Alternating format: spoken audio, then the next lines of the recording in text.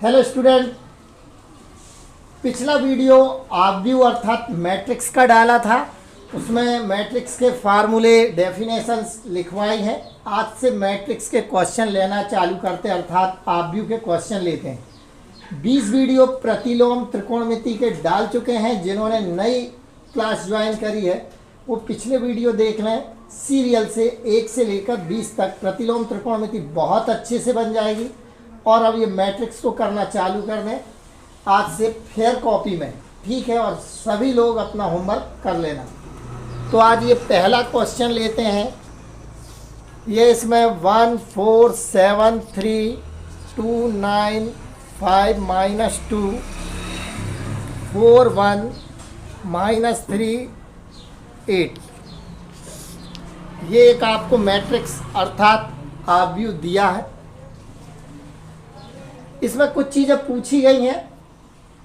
पंक्तियों की संख्या, ये एक नॉर्मल क्वेश्चन है, विकल्प में आ सकता है, ऑब्जेक्टिव टाइप में। तो इसको समझना, सबसे पहले अपन को लिखना है पंक्तियों की संख्या। पहली बात तो पंक्तियों की संख्या कितनी होगी? 1 2 3। नंबर ऑफ रोज यानी रो कितनी है? 1 2 3। समझ में आ रहा है? तो पंक्तियों की संख्या कितनी है इसमें? की संख्या की बात करें तो कितनी हो गई? 3। दूसरा पूछा गया स्तंभों की संख्या अर्थात कॉलमों की संख्या। तो स्तंभ की संख्या देखें तो कितनी है? देखो जरा, 1 2 3 और ये 4। पहले वीडियो में, पहली क्लास में मैंने सबको समझा दिया है कॉलम और रो क्या होती है। ये 1 2 3 4, ठीक है। फिर इसमें पूछा है थर्ड नंबर, इसकी कोटि बताइए। तो कोटि क्या होती है? जितने बाय जितने का ऑब्व्यू होता है वह क्या होती है? कोटि। कितने बाय कितने का है? 1 2 3 1 2 3 4 अर्थात पंक्तियों की संख्या गुणित स्तंभों की संख्या को क्या कहा जाता है? कोटि कहा जाता है। ये कितने बाय कितने का है? 3/4 का ऑब्व्यू है। तो इसकी कोटि क्या हो गई? 3 × 4 3/4, ठीक है। 3/4। समझ में आ रहा? ठीक है। और फिर चौथा नंबर में इसमें पूछा गया है, इसमें अवयवों की संख्या कितनी है? तो अवयवों की संख्या बताएं कितनी होगी। ऐसे गिन भी सकते हैं अपन, 1 2 3 4 5 6 7 8 9 10 11 12, या इनका गुणा कर सकते हैं। यही क्या होगी? अवयवों की संख्या। तो अवयवों की संख्या क्या हो गई? 12। तो ये एक नॉर्मल क्वेश्चन था जो ऑब्जेक्टिव टाइप का है, विकल्प में पूछा जाता है, ठीक है। तो पंक्तियों की संख्या 3, स्तंभों की संख्या कितनी? इसमें 4। कोटि क्या है? 3 × 4 3/4 का। ये वर्ग ऑब्व्यू नहीं है। अगर पंक्तियों की संख्या और स्तंभों की संख्या समान होती है, अगर पंक्ति 3 है और स्तंभ भी 3 है तो वह वर्ग ऑब्व्यू होता। पंक्ति 4 है, स्तंभ भी 4 है तो वर्ग ऑब्व्यू होता। ये वर्ग ऑब्व्यू नहीं है। तो एक नॉर्मल क्वेश्चन था, ठीक है।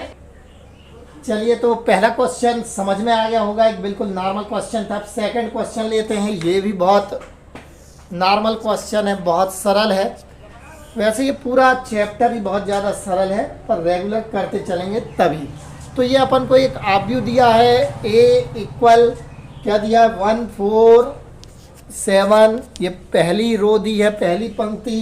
दूसरी दी है 2 5 8 और थर्ड नंबर पर दिया 3 6 9।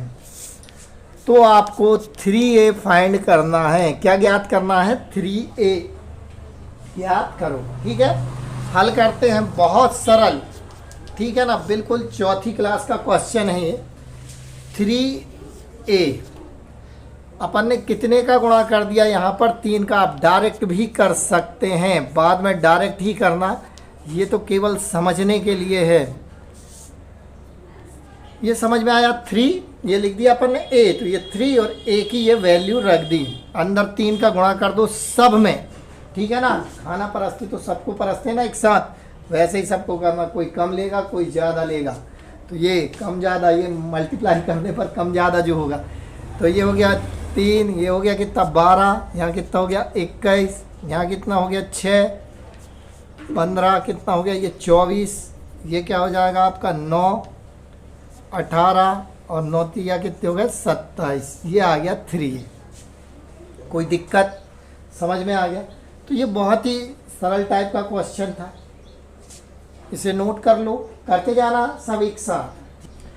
चलिए अब नेक्स्ट क्वेश्चन लेते हैं। a इज इक्वल टू, या आप भी दिया A B minus B A, B is equal to A B B A, तो a प्लस बी ज्ञात कीजिए। ये भी चौथी क्लास का ही क्वेश्चन है, चौथी के बच्चे इसे सॉल्व कर सकते हैं। देखो जैसे अपन प्लस करते हैं बस वैसे ही करना है। a प्लस बी फाइंड करना, तो a की वैल्यू लिख लो ए बी माइनस बी ए, यही दिया, प्लस b की लिख लो ए बी बी और a। अब प्लस कैसे करना है इसे समझना। पहली रो का पहला अवयव, पहली रो का दूसरा अवयव, दूसरी रो का पहला अवयव, दूसरी रो का ये दूसरा अवयव, ऐसा। तो पहला पहले से, दूसरा दूसरे से, कुल मिला के इसको इसके ऊपर रखना है। तो क्या बनेगा, देखो ये वाला इससे, ये वाला इससे, यही जुड़ेगा ना। इसको उठा के इसके ऊपर आप रख दो, जो जिसको कवर करे बस उन्हीं को प्लस करना। देखो ये इसको, तो a प्लस ए आया समझ में, ये इसको कवर करेगा b प्लस बी, ये इसको करेगा तो माइनस बी प्लस बी, और ये इसको करेगा तो a प्लस ए। आप डायरेक्ट भी जोड़ सकते हैं, ऐसा लिखने की ज़रूरत नहीं। a और a कितने हो गए, a plus a 2a, b plus b कितना हो गया ये 2b, minus B plus B क्या हो गया, असमान चिन्ह घटेंगे, b में से b गया क्या हो गया ये 0, और a प्लस ए कितना आ गया ये 2a। अब सब में से अपन को 2 कॉमन दिख रहा है तो कॉमन भी ले सकते हैं, ठीक। तो देखो जरा, इतना भी छोड़ सकते हैं अपन आंसर। यहाँ 2 सब में से कॉमन है, 2 गुणे 0 यानी 0 ही होता है, यहाँ भी 2 है ये मान के चलना। तो सब में से 2 बाहर कर दें तो क्या बचेगा, ये a b, यहाँ 0 और यहाँ से 2 चला गया तो क्या बचा a, 2 गया तो a बचा, ये 2 कॉमन में गया b बचा ये।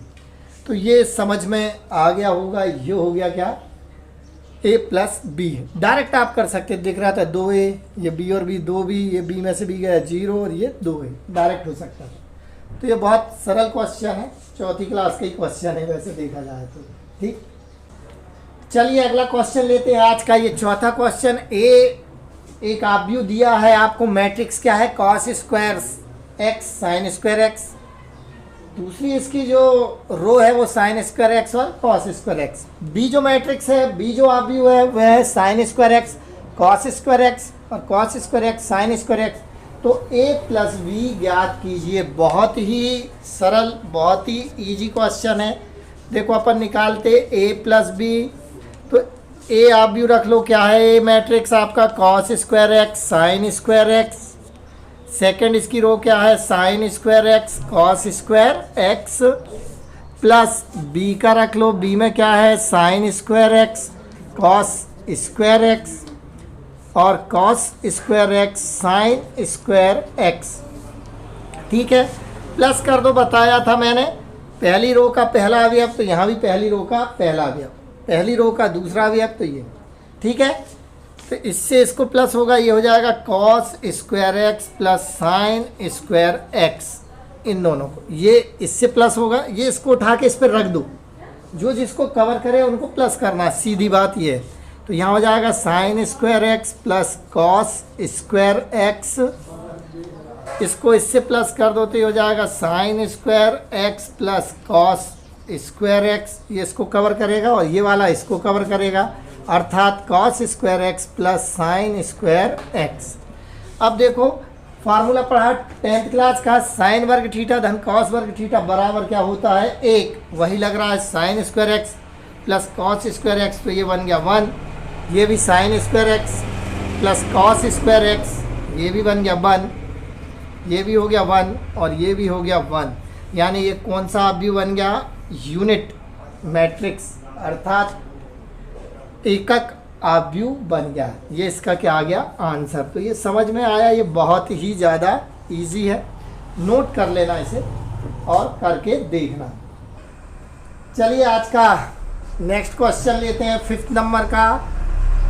a इज इक्वल टू है 023,214, b इज इक्वल टू है 763,145। तो 3a माइनस बी ज्ञात करना है। पहले से करके देखना, बनेगा, बन जाएगा, करके देखो और मुझे बताना, ठीक। तो ये 3a माइनस बी ज्ञात करना है। कैसे ज्ञात करते हैं बताओ इसे करके। चलिए अब मैं बताता हूँ हल किन किन से बना, देखना। ये 3a माइनस बी, चलो 3 ए की वैल्यू रख दो। ए क्या है आपका 023,214 माइनस बी। अगर बी के सामने भी कोई मल्टीपल होता, मान लो 5 का मल्टीप्लाई करना है या 4 का, 3 का, कुछ का, तो वो लिख देते, मगर यहाँ पे कुछ नहीं है तो बी की वैल्यू रख दो। अर्थात यहाँ पे 1 का मल्टीप्लाई है, ध्यान रखना, 763,145। चलिए पहले इसका सब में गुणा कर दें, बताया था 3 का शून्य में तो शून्य हो जाएगा, 3 का 2 में करेंगे तो कितना आएगा 6, 3 का 3 में करेंगे तो क्या हो जाएगा 9। सब में करना गुणा, बताया था ना, कोई परसने वाली बात, सबको एक साथ परसना। इसने नहीं लिया, शून्य आ गया ना, इसने लिया 6 हो गया, ऐसा 3 दूनी कितने हो गए 6, 3 एकम 3 और ये 12। ये समझ में आ गया होगा। फिर इसमें कोई गुणा नहीं दिया तो ये सेम 7, 6, 3, 1, 4, 5। अभी अपन प्लस कर रहे थे, अब इसमें माइनस करना तो डायरेक्ट भी कर सकते। बस ध्यान रखना, पहले वाले से पहला वाला, दूसरे वाले से दूसरा वाला, तीसरे वाले से तीसरा वाला। सेकंड रो में ये पहले वाले से पहले वाले को माइनस करना, दूसरे वाले से दूसरे वाले को, तीसरे वाले से तीसरे वाले को। या लिख लो पहला वाला पहले वाले से तो 0 - 7 डायरेक्ट भी कर सकते हो, ठीक है ना। ये 6 - 6, 6 में से ये 6 गया, माइनस लगा, 9 में से ये कितना गया 3। बोलो आया कि नहीं है समझ में। 6 में से ये पहला वाला 6 ऋण 1, 3 में से ये 4, 3 ऋण 4 और 12 में से कितने का ये 5। हल करो इसको, शून्य में से 7, ये ऋण का 7 आएगा, ठीक है ना। 6 में से 6 गया, क्या बचेगा शून्य। 9 में से 6 गए, 9 में से 3 गए, कितने बचे ये 6, ठीक। 6 में से 1 गया 5, 3 में से 4, देखो अब ये वही बड़ी संख्या का चिन्ह आता, बताया था नहीं हम, यानी 4 में से 3 जाएगा, ऋण का 1, और 12 में से 5 गया, कितना बचा 7। ये आपका आ गया आंसर, है ना। बहुत ज़्यादा सरल, डायरेक्ट भी घटा सकते थे। शून्य में से ऋण 7 तो दिख रहा था अपन को, 6 में 6 गया शून्य, 9 में से 3 गया 6, डायरेक्ट लिख सकते थे ये वाली स्टेप। तो ये बहुत सरल है, इसे नोट कर लो, ठीक है। चलिए अब आप लोगों के लिए ये होमवर्क है, इन्हें करना है, नहीं बनेंगे तो पूछ लेना, ठीक है। ये पहला क्वेश्चन दिया है 5a माइनस बी फाइंड करना, यानी a में काय का गुणा करोगे 5 का और b को क्या करना माइनस, बन जाएगा, अभी समझाया। इसी तरीके से ये है 3a माइनस 4b, अर्थात क्या रहेगा a में 3 का गुणा, b में कितने का गुणा 4 का, और फिर दोनों को क्या करना माइनस, अभी सिखाया बिल्कुल वैसे ही। यहाँ 2a प्लस 3b, ये वाला क्वेश्चन जो इसमें 3 दे दिए, तो घबराने की ज़रूरत नहीं है, ये बन जाएगा, करके देखना, ठीक है ना। कैसे बनेगा मैं बता रहा हूँ। क्या करना है, इसमें 7 का गुणा, ये लिखा 7 है, इसमें 2 का गुणा और इसमें कितने का गुणा 3 का गुणा। अब आपको क्या करना है, ये इसको माइनस करना है, ये बी वाले को और सी वाले को, कहाँ में से पहले वाले में। तो एक साथ लिखते जाना, जैसे 2 मान लो गुणा नहीं किया अभी अपन ने 7 का इसमें और उसमें 2 का और उसमें 3 का, डायरेक्ट बता रहे हैं। तो 2 ऋण 3 ऋण 4, ठीक है ना। ऐसे जब गुणा हो जाएगा तो जो संख्या आएगी उनको करना, और जब ये पूरा हल हो जाएगा तो जो एक मैट्रिक्स बनेगा आखिरी में, जो आप भी बनेगा, उसमें कितने का गुणा करना अपन को 4 का, वो इस सब में, सब संख्या में आंसर आ जाएगा। समझ में आया ना कैसे हल करना। तो ये आप लोगों को करना है, ठीक। चलिए ये 6th क्वेश्चन, आज 5 मैंने कराए थे तो मैं कुछ करने को दिए हैं, ठीक है ना। ये क्वेश्चन और है, ये मैं करवा दे रहा हूँ, ठीक। इसे कैसे करना, x, ये मैट्रिक्स दिया 1 1, इसमें देखें तो रो कितनी है 2 और कॉलम कितने 1, यानी पंक्ति 2 है और स्तंभ 1 है। इसमें भी पंक्ति कितनी है 2, स्तंभ 1। ये अपन को दिया गया है समीकरण, इसमें x और y का मान ज्ञात करना। मैट्रिक्स में ध्यान रखना, कोई भी 2 मैट्रिक्स तभी जुड़ सकते हैं, तब उनमें पंक्ति में अवयवों की संख्या और कॉलम में अवयवों की संख्या समान हो तभी जोड़ सकते हैं, ठीक है ना। जैसे कोई दिया 1 5 7 3 2 4, अब इसको आपको प्लस करना 5 3 2 ऋण 1 4 ऋण 3 7 2 1, इनको प्लस नहीं कर सकते क्योंकि इसमें कितने होगा, ये 3 होगा। कब प्लस हो सकता है ये, यदि अपन इसको क्या कर दें, ये वाला गायब रहे तभी, अर्थात पंक्ति में अवयवों की संख्या कितनी है 3 और पंक्तियों की संख्या कितनी है 2, सेम होना चाहिए तो ही अपन प्लस कर सकते हैं या माइनस कर सकते हैं, ये ध्यान रखना। अगर ये ऐसा हो जाए कि इनको प्लस करो तो हम इन्हें प्लस नहीं कर सकते, ठीक है ना। तो ये ध्यान रखना सभी लोग।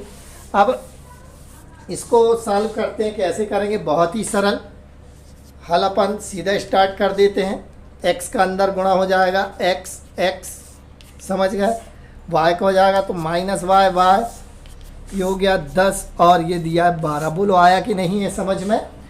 x का इसमें गुणा मतलब ये पहली पंक्ति में, दूसरी पंक्ति में, इसमें और इसमें, तो y का -1 में तो माइनस y, ठीक। अब ये इन्हें प्लस कर लेते हैं तो x ये प्लस में माइनस का गुणा, धन में ऋण का गुणा क्या बनता है, ऋण y बराबर कितना बना आपका ये 10। बोलो ये समझ में आया। इसका इसमें होगा तो x प्लस वाई, ये कितना हो गया आपका ये 12। अब ये समीकरण बन गए कि नहीं, जैसे अपन सॉल्व करते ये x प्लस माइनस बना, y बराबर में कितना है 10, x प्लस वाई बराबर कितना हो गया 12। इनको हल कर लो आप, x माइनस वाई बराबर 10, x प्लस वाई बराबर 12। कौन सी विधि से हल कर लोगे, विलोपन विधि पढ़ी है 10वीं में, ध्यान है। गुणांक समान चिन्ह समान, ये हो ही रहा है, ये चिन्ह समान है, इनकी गुणांक समान है तो ये घट गया। x और x कितने हो गए, 1x और 1x 2x, ये भी जुड़ रहे हैं। 10 और 12 कितने बन गए, ये 22। इस तरह पक्षांतर कर दो, क्या हो जाएगा आपका x बराबर 22/2 कितना बन गया, अर्थात x बराबर 11 आता होगा। x की वैल्यू कहाँ रख दो, समीकरण 1 में, यहाँ पर रख दो x का मान, या इसमें रख दो, y में कहीं भी रख सकते हैं। समीकरण 1 में रख दो। समीकरण 1 में x बराबर 11 रखने पर देखो क्या दिखता है आपको, x की जगह पर ये 11 रख दो, ऋण y बराबर कितना हो गया 10, यहाँ रखा 11, ऋण का y बराबर कितना हो गया 10। इस तरफ पहुंचा दो इसको, तो ऋण का y बराबर 10 ऋण 11, ये इस तरफ गया, धन का था तो काय का बन गया, ऋण का, पक्षांतर हुआ ना, ये अपनी जगह पर, तो इसका चिन्ह नहीं बदलाया। ऋण का y, ये असमान चिन्ह, ये धन का है और ये ऋण का, कोई चिन्ह नहीं लगा, अर्थात क्या होता है धन। तो 11 में से 10 गए, क्या बचा 1, बड़े वाले का चिन्ह लगा देते ऋण ही, इधर का ऋण और ये ऋण कट गए, y बराबर कितना आ गया 1। यह आंसर हो गया x बराबर 11 व y बराबर कितना हो गया आपका 1। बोलो ये समझ में आया या नहीं, कोई दिक्कत, तो ये आसानी से समझ में आ गया होगा, ठीक है। जो क्वेश्चन दिए वो कर लेना। आज के लिए इतना ही था, नेक्स्ट क्लास में पढ़ेंगे। चैनल को कर लेना बेल आइकॉन के साथ सब्सक्राइब, ताकि जैसे वीडियो डालें मिलते जाए। ग्रुप बना लो, वीडियो को शेयर करते जाओ ताकि आपके साथी लोग भी पढ़ते जाएं। ठीक है, आज के लिए जय हिंद।